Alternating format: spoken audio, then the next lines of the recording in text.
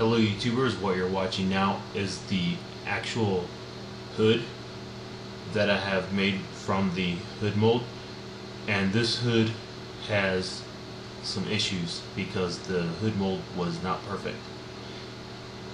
The red lines that you see here are the contour lines from the permanent marker that I'm using, and this side here has some issues too. So it's basically the same on both sides, same issues, it's symmetric. All I'm doing is filling in these low areas with fiberglass to bring them level. And on the front here, I'm using X's, and the X's with lines below them means that material needs to be added below the surface, meaning below the actual hood itself, and all the X's with no line means all that is top surface that needs to be added. As you can see, these X's here, you can see that these are actually below the line of the bumper cover, so those need to be brought up to the surface, and that contour actually needs to be matched. And the other side, you can see that it's high, so material needs to be added below that, and then it needs to be sanded down to match the contour of this from bumper cover. As you can see how the line is with the from bumper cover, it matches up really nicely for the headlights.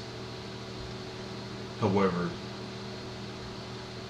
this still needs to have some corrections done for the actual center portion. And on the opposite side, the line matches up. It's just the contour itself for the top end of the bumper cover that doesn't match up, but everything else does. So I have to put some fiberglass on this bottom surface, and the number of X's is basically to denote that that is the number of layers of fiberglass needed. And right here I'm just showing you that this needs to be built up, and this is the contour gauge that I'm using to make it so it's symmetric from right to left. Basically going through and making little station marks so I know exactly where the contour needs to be measured at, so I can go to the other side and measure at the same point and make the contour match.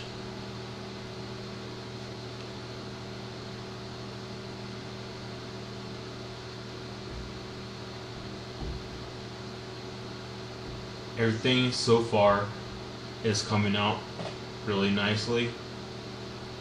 It's just time consuming. And as you can see, I had to do quite a bit of sanding to get this gel coat off. So I can go ahead and start putting subsequent layers of fiberglass down to build up the surface, because it needs to be slightly higher than the actual front bumper cover, so then I can go ahead and sand it down so it's right at the actual bumper, so it's basically sitting flush, and then I'll go ahead and do the gel coat.